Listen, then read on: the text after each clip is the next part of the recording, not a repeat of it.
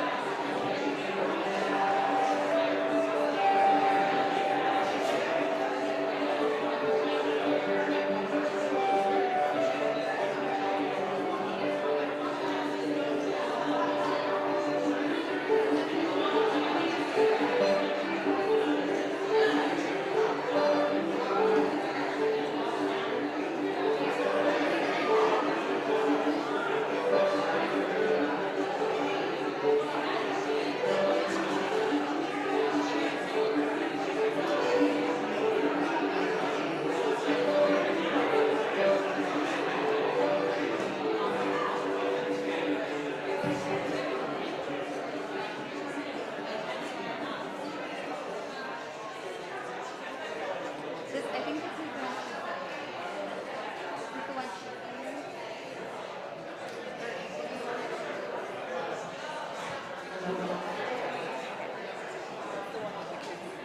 Yeah.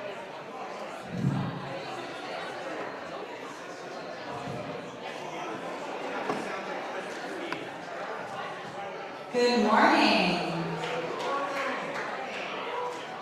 I feel like it's not too often where I get to say good morning, and it's the morning. We're intentionally here. Welcome. I see that there are some of us still coming in, that's okay.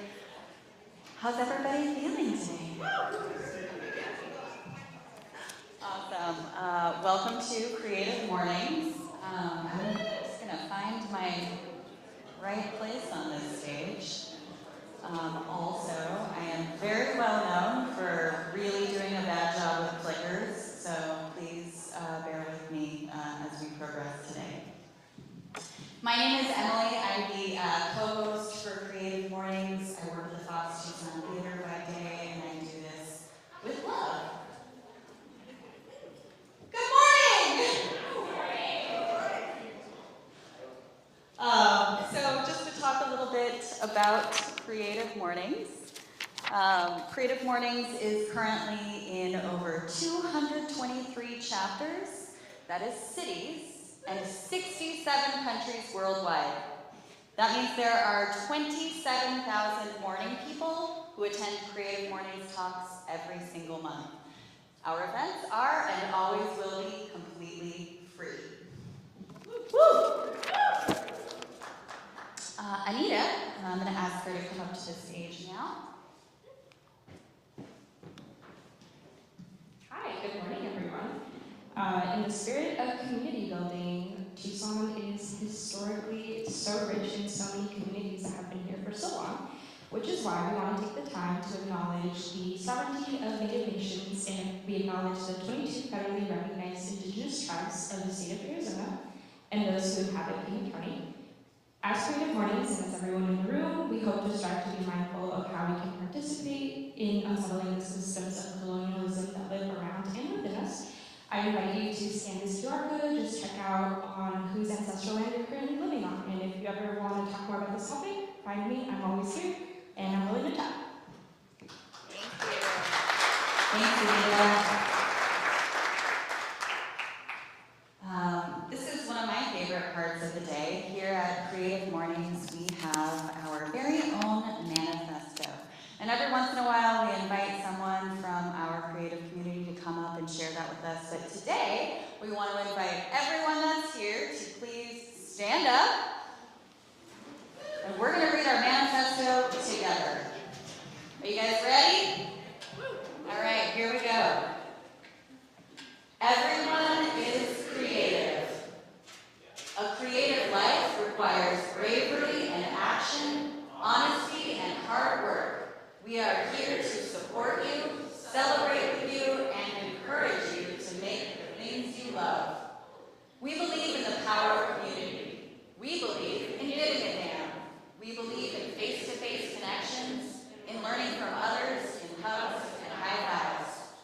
We bring people together who are driven by passion and purpose, confident that they will inspire one another and inspire change in neighborhoods and cities around the world. Everyone is welcome. Give yourselves a round of applause. That was amazing. Does anybody else get chills when we do that together? We absolutely love our local partners here at Creative Mornings. We'll share a little bit about who they are, but our first creative and local partner that we want to shout out is our musician this morning, Nico. Nico, you want to come on up to the stage and say a little something for us?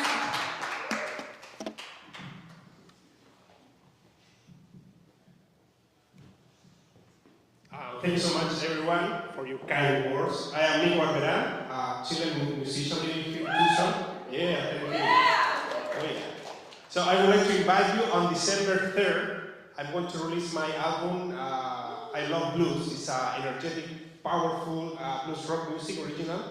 But also we are going to perform like all of my original music. So December 3rd, the screening room. If you want to join us, it will be fun. Thank you so much. Yeah. Thank you. Awesome. Thanks so much. That's super exciting. The first partner we want to thank is Sierra's Visual. So many of the print pieces that we have here today are tablecloth, things that you see around. That is thanks to our very good friend Chris. Chris, stand up, take a bow.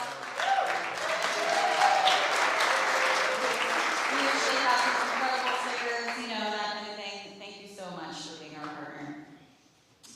Here are some of our other friends: Simple View, CIC, Local First Arizona, Tucson Federal Credit Union sponsored our refreshments this morning, and our refreshments came from Tucson Coffee Cricket, so another wonderful local business that we're out here. Thank you so much, Miguel. Tucson Federal Credit Union supported us this morning as a part of their efforts to reach out to our community to build the arts and to be there with us, so thank you so much. And then we've also got Warehouse Photography, who's providing all of our photography for the event today. Yeah! And finally, our venue sponsor and partner, City Center for Collaborative Learning. I want to invite Chad Blair, Executive Director of Communications, to share some words. Okay?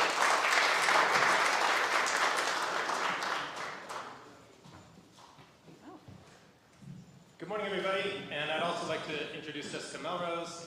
She teaches art and design and video here. Fantastic. We're so excited to host you all in this gorgeous downtown community space.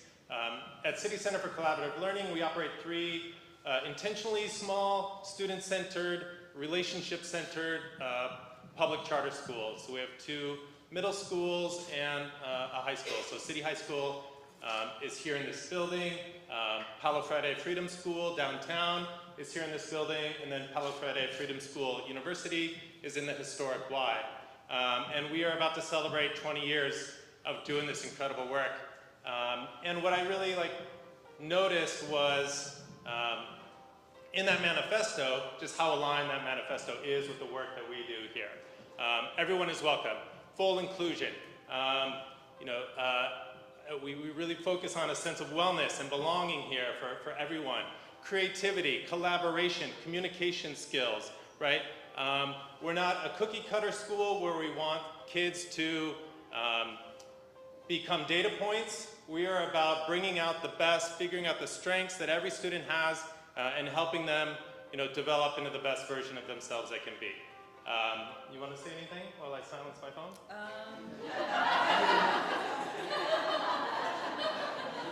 That's never happened. No, I know, perfect timing. No, Chad kind of summed it up. I've been with City High School and City Center for Collaborative Learning for 11 years now, and it's just a really great place to be. So.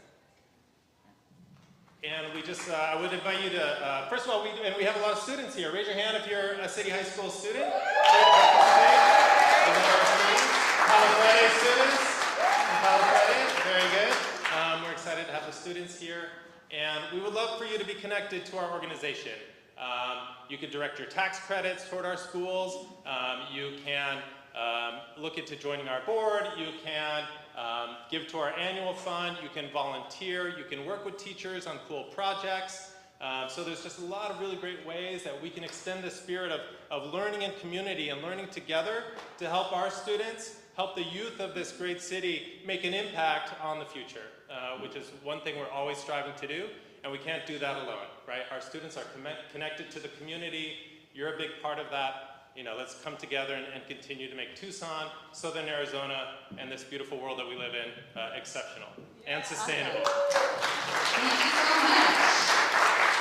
I can speak to this as my daughter who's here today does go to the Palo Verde University campus, and it's amazing.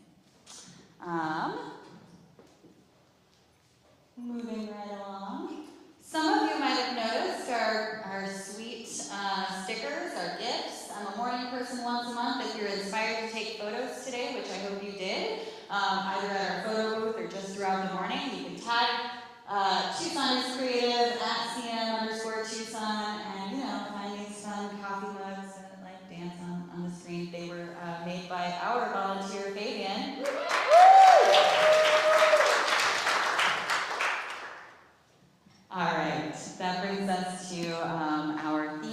of the month and getting closer to our actual talk. The theme this month is endurance. So bear with me as I get to this page. I'm almost there. All right, October's theme is endurance. Endurance is the unwavering flame that burns within us, illuminating a path through darkness and uncertainty. It is the quiet strength that emerges when challenges test our limits, urging us to push beyond what we thought possible. Endurance is not a mere moment, but a relentless spirit that whispers, "Keep going," when the world feels heavy. In a world that values instant gratification, endurance is a reminder that the most rewarding victories are born from patience and perseverance. It is the ability to rise, even when we fall, and to embrace the transformative power of persistence. So, let us celebrate the tenacity that resides within us, for in the face of adversity, it is the endurance that leads us toward the summit of our potential. Our Timisaura chapter, I'm so sorry if I butchered that, chose this month's exploration of endurance, and it was illustrated by Anna Kuhn. All right, so the most exciting part of the day, our speaker is Em Bowen. Em isn't, yeah! Ooh, a better show. All right. Em is an educator, writer, business owner, and movement coach. They are also the host and creator of the stand-up comedy show, The Liberal Agenda, at Crooked Tooth Brewery. As a doctoral candidate at the University of Arizona College of Education, they study the ways in which trans and queer educators engage care as part of their approach to teaching. Care and embodied knowledge frequently frame Em's worldview and practices as a creative performer and teacher. They believe which we both understand and practice care for ourselves and a community is central to dreaming and enacting new ways of being in the complex and often difficult times we live in. When Em gets a free moment or two, they love competing in endurance events, slinging barbells around, and trying new things. Come on up, Em!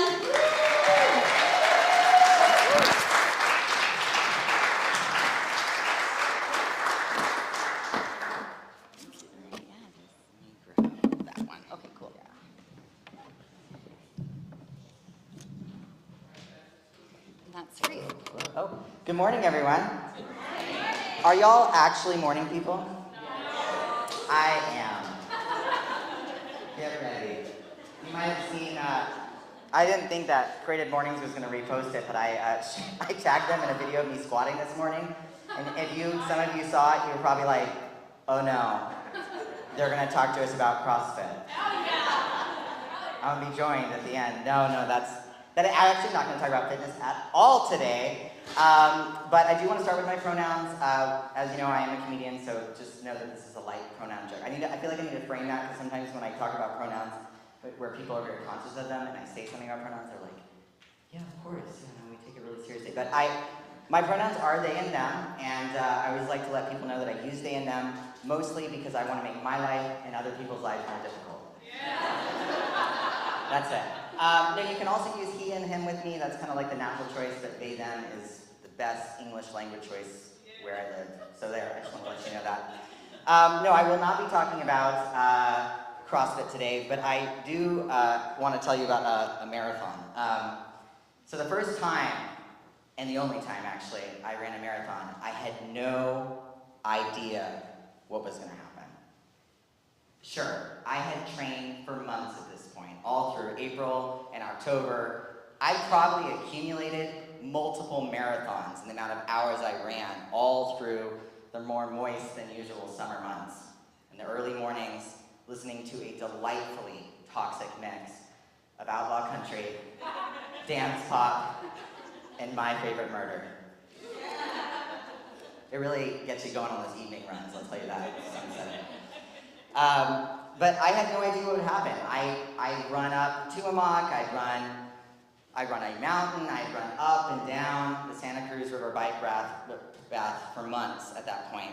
And even still, on that cold October morning in Prescott, Arizona, in early October, up at 5,000 feet, with about 50 to 100 people, my sister and dad included, I had no idea how it was going to go. A lot can happen in 3 to 5 hours.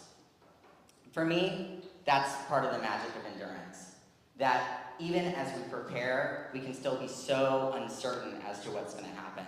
That despite our best efforts, even with all the practice and prep in the world, whatever we pursue over a long period of time, whether it's a marathon, a commissioned design project, or a novel, it's always a little in and out of our hands. From a creative perspective, I can think about, especially as a writer, times that I've approached a blank page with some wonderful, lofty idea that was going to take place over a long period of time.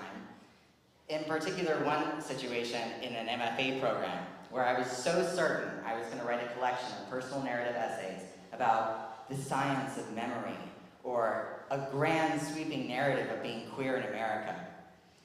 What I actually wrote about was heartbreak in my early 20s and my relationship with my mom and the women in my family. A lot can happen in 100 to 150 pages. We all know well about endurance. I think that Emily's version of endurance I particularly enjoyed more than actually how we experience endurance, which is maybe more akin to things unpleasant, difficult processes, suffering, right? As creative people, though, we think about endurance all the time, largely in part because many of us have non-linear lives, passions, career paths, and we wonder if we have the resilience or sustainability, like access to sustainability, to make these choices that we make last for a while. Because the truth is, endurance, it's hard, it's difficult, it's often we're at the start and we're hoping for the end. One way that I really think is a very appropriate way to describe it is the way that, using a word from my friend, Dr. Noel Hennessy, also a stand-up comedian, describing endurance as solidly type 2 fun. It's not fun in the moment, but it's fun to talk about later.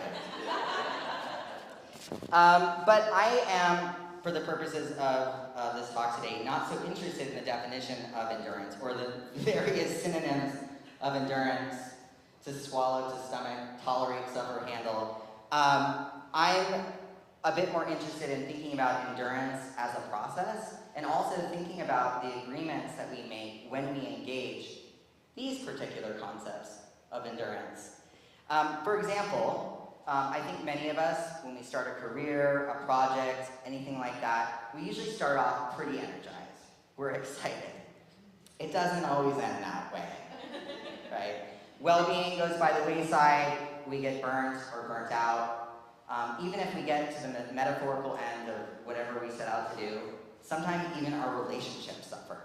We start off some project, we get to the end, we endure, we do the damn thing, and we often find that maybe we're more alone than we began. We gained something along the way, but we lost something too. And I think that this is often the reality when we engage a more typical version of endurance. So I, for this talk, wanted to reimagine endurance, and I do so in 3 different ways. Thinking about endurance as a context and also how it relates to the context we live in.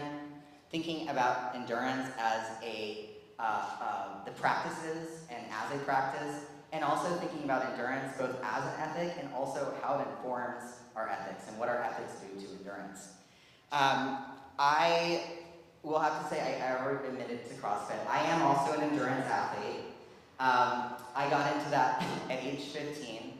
I ran my first 10K and I beat someone on the cross-country team, and I was like, wow, I'm good at this.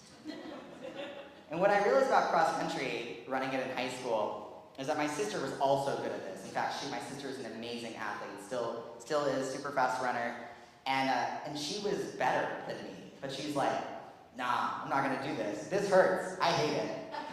And I was like, well, I'm gonna do it. And that's when I realized that half of endurance is maybe being better at suffering than other people, which I have that skill. That's a special talent of mine as an athlete. I suffer better. I am an endurance athlete. I participate in running and all things like that, but I am currently involved in, I would say, 3 different endurance projects being here in LA. The first one is I'm training for the Tour de Tucson, barely. don't enjoy bike riding that much for that long. The second endurance project is a doctoral dissertation. Been doing that for about 4 years now. A couple more years to go. And the third project I would say I'm working on is being in a long-term committed partnership. Yeah. And we're gonna go, that one's gonna be the longest endurance project, I think. So I'm doing these things, and I also am the owner of, that was mentioned, a small business called Endure Movement and Wellness. Movement coaching, nutrition coaching, but not in a weird way where we say weird things about bodies and food, talking about weightlifting, basically all sorts of things like that. And I really started engaging in this work and started this project in part because one of the things I realized in communities of creative people, in communities of folks who've been historically marginalized, like the queer and trans community that I belong to, also in communities where people do care work, like nursing, teaching, etc. I noticed that there was a lot of misinformation about wellness practices that were leading to people not feeling like they could endure happily. And there was also a lot of intentional information that was being intentionally kept from these communities. So that's kind of where my work started with that. And one thing I've noticed is that there's kind of there's certain words that follow us around when we are, especially as creative folks, words like grit. You know, you got to pull yourself up by your bootstraps. Side hustle. You guys familiar with that? Who has a side hustle? Raise your hands. Yeah. Right, there's this particular language that kind of moves us along into, one, seeing ourselves as individuals rather than communities when we engage in the work that we do. And also that, you know, time's running out, so you better go. You better work harder, you better work faster, there's songs about it, like, that's what we're doing. And there's just this particular language that kind of goes along with it. Even the term self-care is kind of relegated to the realm of the individual. Like the emphasis, everything's on you to care for yourself so that you can work harder to succeed in this larger structure that's actually not your fault at all. So, which brings me to my first point. Endurance is and isn't guaranteed. Let's talk about this. So, I'm thinking about how you spend your days when I think about this question. So, historically, marginalized communities are experts at endurance. They are so because typically they have less access to institutionalized care that many other folks do. I'm talking about housing, I'm talking about information, I'm talking about food access, healthcare, etc. And because of this, communities just have become really good at caring for one another and becoming resilient. Even as this is true, many of these communities also have drastically shortened lifespans as compared to other folks. I use historically marginalized to it is a broad sweep, but you understand what I'm saying. From an anecdotal perspective, I can tell you that in the queer and trans community, folks who are in their late 30s, early 40s are often considered the elders of our community, if that gives you some perspective in terms of that. And yet, most of us, we're probably going to endure for a while. Barring some unforeseen circumstances, we'll all be here, hanging out, doing whatever we're doing for a long time. Now, what you do during that long time, that endurance that is your lifespan, that's kind of up to you, how do you spend your days. I'm here to tell you, it might not be that daily journal practice you always set out to do. That actually might not be the thing you do every day for a long time. You might get really good at avoiding going to therapy. Or taking professional risks, whatever it is, something's gonna happen. And so, thinking about endurance as this context that we live in, and what it means for certain people, that it's not necessarily equitable or equal across people's experiences, but also realizing that you will become an expert at something. And that's up to you as to what that is. We will circle back to that, because there's going to be some writing prompts today, folks, so don't worry, I'm not going to leave you there. My second point, endurance is small things every day. So, this is a quote from Annie Dillard, who is a novelist and also has this really great, short, accessible craft book on writing called On Writing. Pretty sure that's what it's called. And in this book, Annie says, "There is no shortage of good days. It is good lives that are hard to come by. Who would call a day spent reading a good day? But a life spent reading, that is a good life." And I think about this quote all the time because I think what Annie's trying to say to us here is that the way that you spend your days is the way that you spend your life.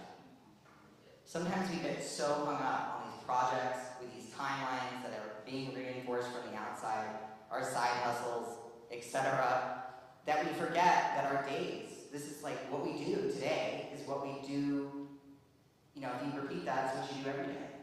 I think about literally reading for me. This is actually, you know, talking about the endurance project at our long-term partnerships. Choose your partners wisely because whatever they do, you're probably going to do it. And my partner reads all the time, every night, is someone who can like chew up and spit out a book in like one day. I'm talking a 300-page book. Speed reader, so talented. And this person reads, July, my partner reads, and you know what? I read all the time. And I obviously read for my doctoral dissertation. That's different. That's not like reading before bed. I mean, I guess if you want to go to sleep right away, that's what you do. I do like to have a couple moments to myself before I go to bed. But one of the things is like, I loved reading as a kid. I would try to sneak, you know, books in my pajamas in the bathroom and get in trouble for staying up reading. Like, I know, right? It's impressive, right? You're welcome, Mom. My mom's like, I didn't know you did that. I thought you were just in the bathroom the whole time. Sorry, Mom. I'm coming out. But it's interesting because I've been reading like every night, and then it's been years of this now. And I'm not reading like, you know, some very heady, theoretical thing. I am reading full-on fantasy novels, you guys. I have read 5 of the Wheel of Time series. That's like 5,000 pages. And they're all very similar, but I like all of them. I don't know if it's making me a better person or not, but I do enjoy it. And I'm happy to say that I spent a lot of time doing it. I think about my aunt who's here today, and my aunt, every day, if there is a body of water and there are little bugs floating around in the body of the water, she's going to save them. And she's done that for years. We were talking in the car yesterday about, you know, this talk that I was getting, and kind of thinking like, if you think about the ways that you spend your days, and you look back and go, like, yeah, that's what I wanted to be doing. And that's, I think, what we wanted to be doing, right? So I think there's also some aspect of endurance as like, don't waste your time doing a bunch of shit you hate. You don't have to do that. You can do things you like for a long time.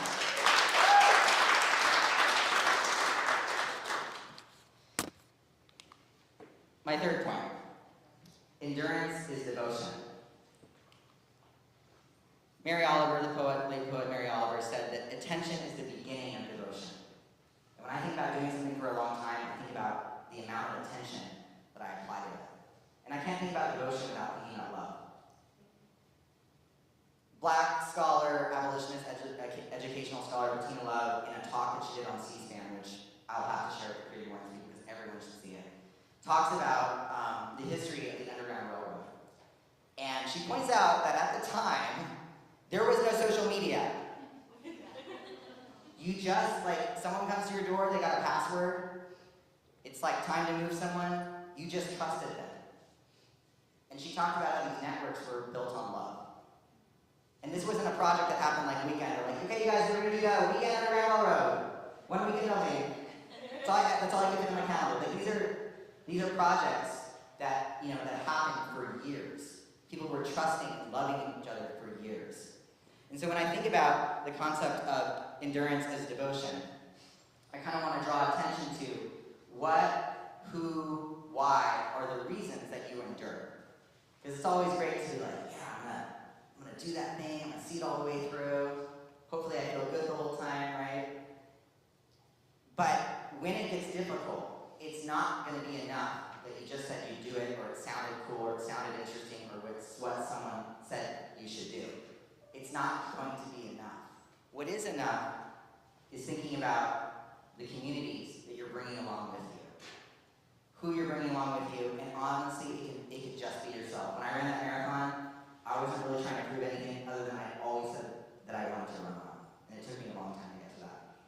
So thinking about in what ways does our love inform the things and the choices that we're choosing to do day in and day out. All right, here's for the writing prompt. So I do have, you guys aren't necessarily prepared, I do have a little jar of pencils and pens that may not have run out of ink. Some of the pencils might not be sharpened, but if you don't want to write on your phone, there are options. There's also a stack of writing surfaces that are the books that would make you look the coolest. No real time in that stack. And some loose leaf paper. So if that's something that you feel like you want, you are welcome to do that. We'll give everyone a moment to get set. Or you can write on your phone, or you can sit and ponder if you don't want to do such things. Good choice, Mom. That's an excellent book. I hope you're proud of me when you see that book. And my pencil that's not sharpened. Yeah, use your phone. We're just going to do a little writing or thinking or however you want to record this information. It's up to you. I'm sorry that I don't have the Arizona teacher salary to get you all your own info. All right. Any other folks want paper? Raise your hands. I'll come find you, I promise.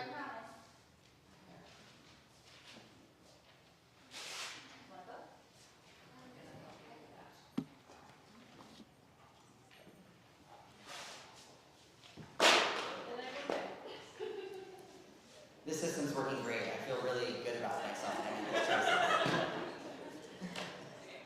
think it's great to have a system. One has to when you teach middle school. All right, so I've got some questions for you because I do want you to be able to take something home that feels actionable. Yeah, the mechanical pencils will definitely work. The wooden one, that's just for looks. I want you to think I'm an artisan when I use wooden pencils. So I've got some questions because I do want you to step away with some new things that you have your fingers kind of holding on to. And one of the things, and I talk to my clients about this a lot, my movement clients, the guy clients, and I'm like, listen, if you hate burpees, you should never do them again. Have you ever heard a fitness person say that? You hate that movement? You hate running? Don't run. Don't. Why would you run? Why would you spend your life doing something you hate? But, here's the caveat. If you're interested, you're kind of curious, you're like, I hate her, but I'm curious. You might want to try it out. Might be a good endurance test for you. You might be happy you did it. That's all I'm saying. So, my first question for you, it's two parts, and one is in bold and one is not in bold, and I'm just going to pair them together. So I'm going to give you about a minute or so to just you can make a list. You don't have to write full sentences, just make a little list. The question is, what in your life is easy to show up to? So what are the daily practices that you do, or daily, weekly, whatever. What is easy to show up to? And make a list of what is, quote, hard to show up to. Okay, this is going to be hard like I'm interested, or like hard like maybe it's generally hard. You don't have to think about that yet. So everyone go ahead. We're going to give you 1 minute. Go.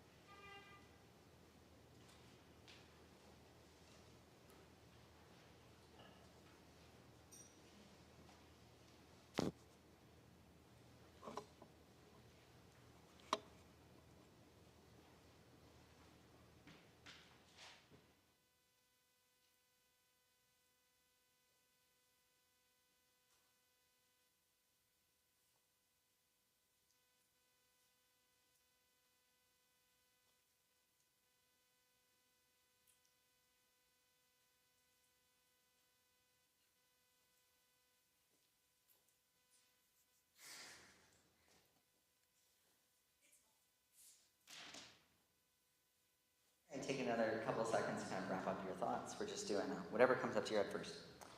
Now, the second part of that is you've identified what's easy to show up to. You're probably doing those things already because you enjoy doing them. or you're like, oh, actually, oh, I forgot that I like this. So either way, it functions.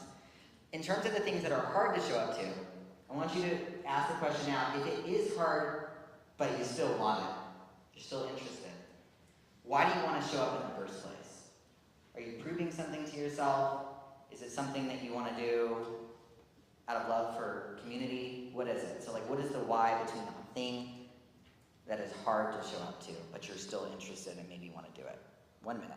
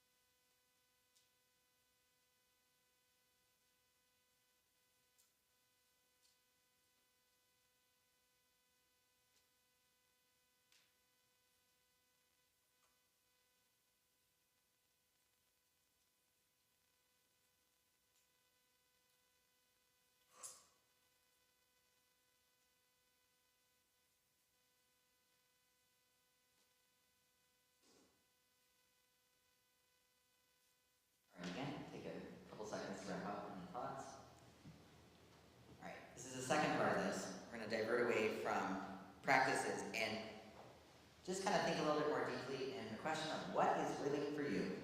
I talk to my students like at the U of A about this a lot, about as educators, if we are teaching something that is, quote, living for us, like we're excited about it, we're into it, it is 100% easier to teach. It is so much harder for me to teach math. You don't want that. It's not living for me.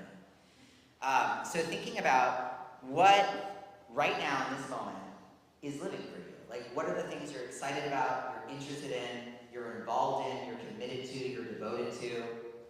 I'd put another way, where do you experience yourself on the knife edge of being? Like, where are you just really alive? So go ahead and we'll take a minute to answer that.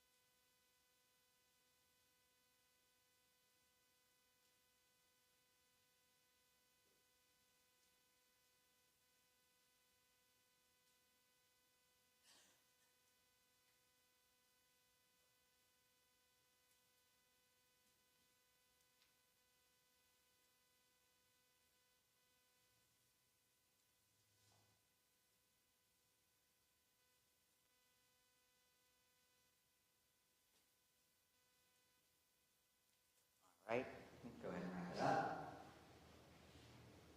So, I want you to just hold those responses that you got with you today. It might be something that you want to converse with folks afterwards. Also during the Q&A, if you wanted to bring any answers, any like insights that you came, I always like to, it's always important with me with writing practices that we have share out time.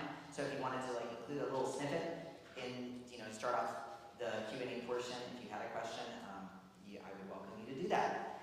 And then finally, I want to finish off with a little practice that I also actively do. This is a practice I like to do. I find it very helpful, especially for the times we live in. And what I want you to do is I want you to leave here with a question that is completely unanswered. So in me writing this endurance piece and kind of preparing this talk today, I actually know less about endurance than when I started. I have way more questions. And one of the practices that I learned, and I think Julie might have learned this as well in our spiritual background, work that we've done together, is this practice of walking around with an unanswered question within you. But you're not doing that so that it can be answered. You're just doing that to see what happens. And maybe it will be answered, maybe it won't. So I have some examples of questions that you might I want everyone to take one to go, a to-go question. You're also welcome to write your own. So I've got questions like, what if I prioritize rest? What makes, what if? Like, about to like stay up till midnight again, like, what if? What makes my days longer and more beautiful? What does endurance look like and feel like to me in my body? What is arduous and also joyful? What if we took others along with us? What might that look like? What happens when I treat endurance not as a practice of rewarding survival, and instead think of it as an act of love and attention? So feel free to take one of these. You can also write your own, walk around with it for a week, 2 weeks, month, maybe the whole next year, and I'd be curious to hear what you find. You could definitely hit me up at any time and let me know what you find. So in closing, endurance has always been something I've thought about because, and to quote many of the Black abolitionist scholars that I read, I want to do more than survive. And I actually want to live a really good life. And more than that, I want the communities I'm part of to also have access to the same if that's what they want to.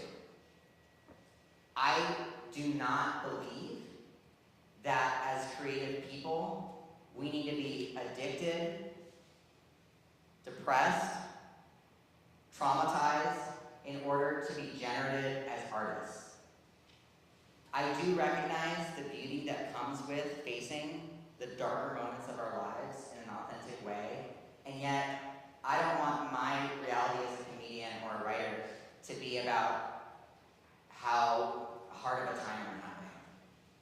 I want to know that I can be generative as a healed, healthy, happy, enduring person.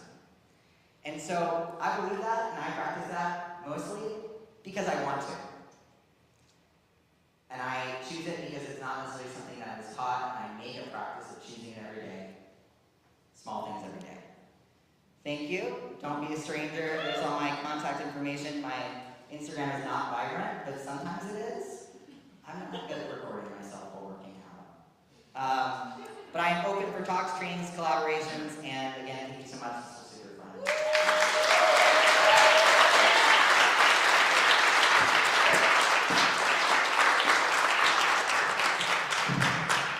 That was amazing. Thank you so much, Em.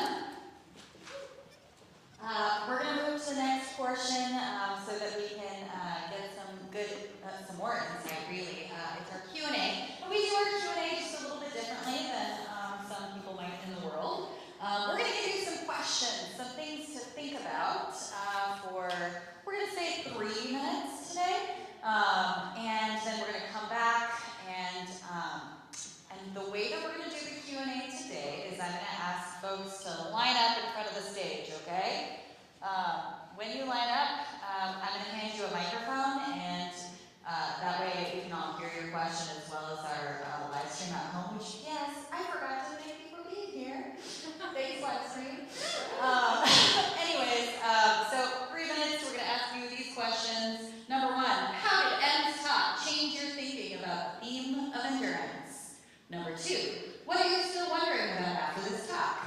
And number 3, is there anything you want to do differently after hearing this talk? All right, talk amongst yourselves. We'll come back together in about 3 minutes.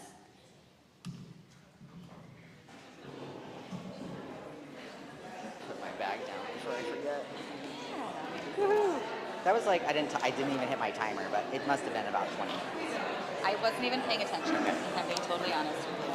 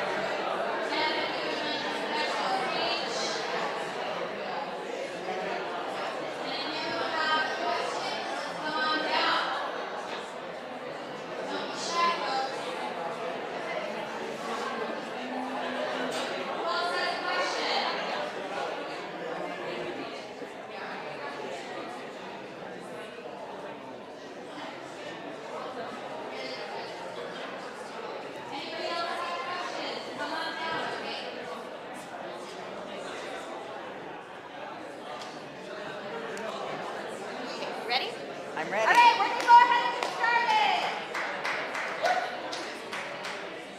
Is everyone ready? Awesome. Go ahead, Anita. We have a question from our live stream viewer, Elena Koba. She asked, I'm very much into living in the moment. Can you do that and endure? Or do you recommend planning so that you can endure? I mean, I don't have much of a retirement fund, but I've learned that more in the Arizona education system.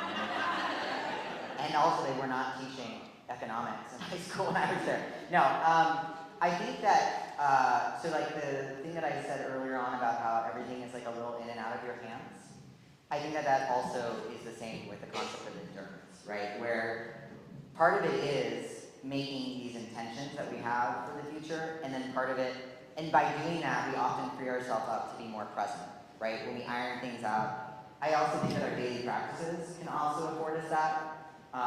My sister's boyfriend, who might be listening, Ben, he always calls it the stuff and things, which I think is really, it's just like the little things you do every day, so you can just be like, I'm here. I already drank water, so I don't have to worry about that. I already ate breakfast. I did a little walk, whatever. So I do think that it's a mix of both things. I actually think that the intention setting and getting really clear and daily practices enable us to be more present in the moment and really enjoy whatever it is that we're doing. And say your name too. Yeah, sorry. Hi, Em. Thank you so much for your talk. That was awesome.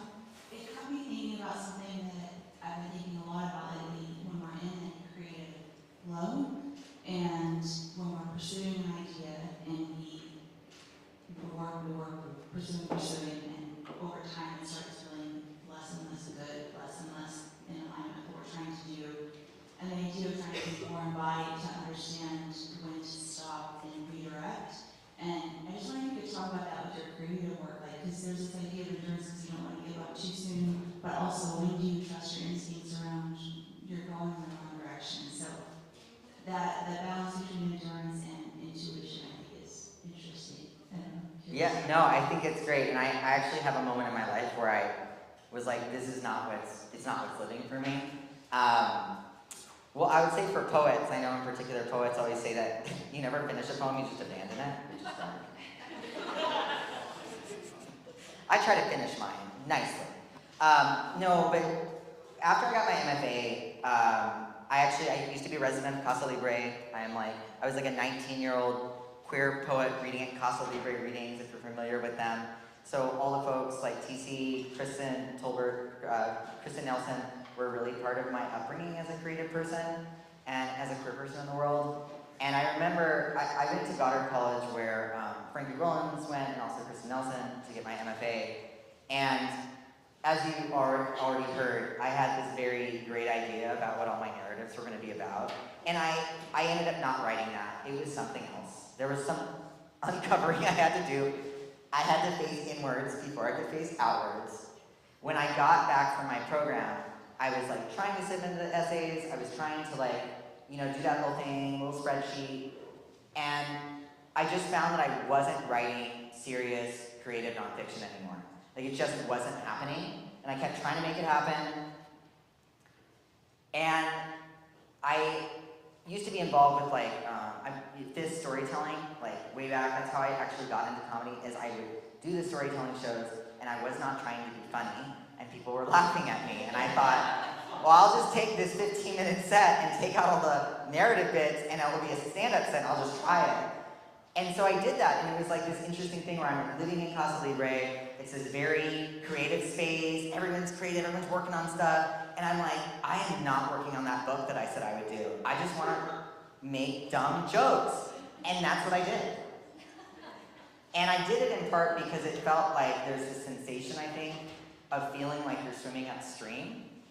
And I think when it happens here and there, you're like, oh, I just like having a day. But it was like, I had a hard, strong no in my body. And I think that me being able to also hear that no was a practice of listening to my body all the time, right? So if you're not in the habit of just like listening to yourself or listening to your body. When it talks to you, you're not going to hear it because you're not speaking the same language. But if every day you're like, I'm showing up, then you're like, oh, that actually sounds a little different today. I also think it's an act of faith. You're like, hope it works out, and that's what creative processes are all the time, right? You're like, blank page, blank project, you know, talking about endurance today, I'm like, could go in 15 directions, and you just hope that the thing that you carve out is the thing that it's supposed to be. So there's always that kind of like, a little in and out of my hands, right? Receiving something, and I'm also showing up to something too. Okay. All right. Well, let's give another huge round of applause.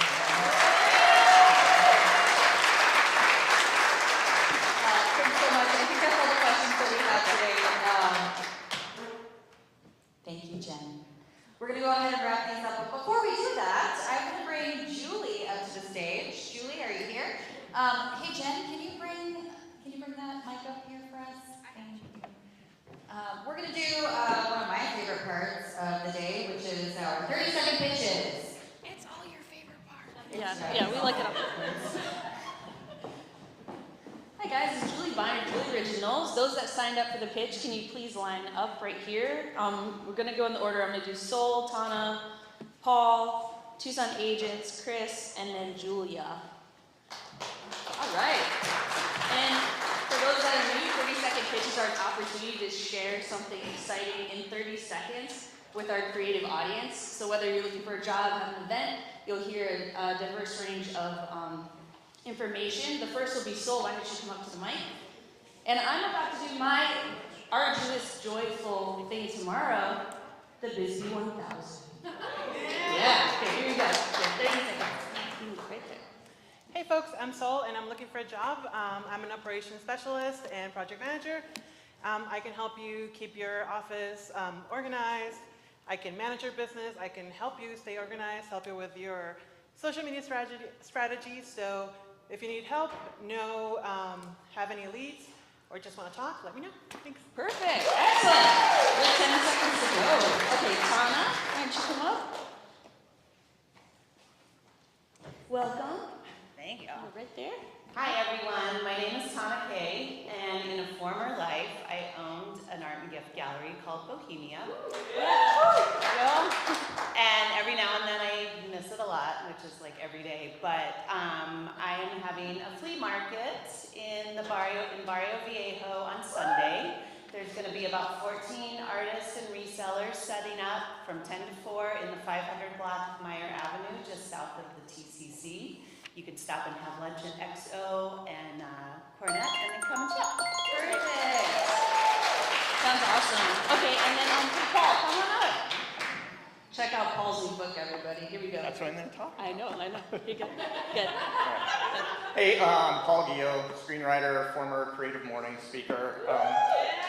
I love dogs, but my new book is called Kill the Dog, the first book on screenwriting, to tell you the truth. I think that not just screenwriters, but any writers, artists could get something out of it. It's available print, ebook, audio, everywhere books are sold. You can get it on Amazon, but please support local bookstores, bookshop.org if you want to support your local bookstore online. Yay! Perfect. Okay, we'll bring up Tucson Agents. Okay. Go ahead. Go. Hi everyone, I'm Erica. This is Elizabeth. We're with the Tucson Agents Real Estate Team at Berkshire Hathaway. And I wanted to tell everyone about our first-time homebuyer event that we're having tomorrow at our cute little office on Skyline and Campbell. It's from 10 a.m. to 11. We'll have our lender there to answer some questions about all things having to do with buying a house. So whether it's you or someone you know, whether it's this year or next year, come by, have some lunch and refreshments, and come see us afterwards for more information. All right, thank you. Next up, we have Chris Carls. Special sponsor to Sirius. Side hug, side hug. Go ahead. All right, ready? Hi everybody, I'm Chris Carls. I'm the art director at Sirius Visual and I'm the art director at Sirius Visual, design and print firm just up the street. I'm on the board of AIGA, so I've been holding monthly meetings. If you don't get my emails, come see me if you're a local creative. I'm also a teacher at Pima Community College along with Junie. I brought my class today, a Adobe Illustrator class. Inspire the youth, right? Pass it on. And thank you, Em, wherever you went. Thank you. You got put some good stuff out there. Thank you. Thank you. And last but not least, we have Julia. Come on up. All right. Ready? Go. Hi, I'm Julia Van Valkenburg. I'm a realtor with Omni Homes International. I'm also doing a first-time home buyer class, but mine won't be until either late November, early December, so you should go to theirs. The Tucson agents are great. If you can't make it, you can come to mine. It's going to be at a local brewery. I'm going to buy everybody's first beer. It's going to be super low-key and chill, just learning about home ownership. So connect with me, and I'll give you some more info. Thank you. Thank you, guys. Thank you so much. We're just going to move right along.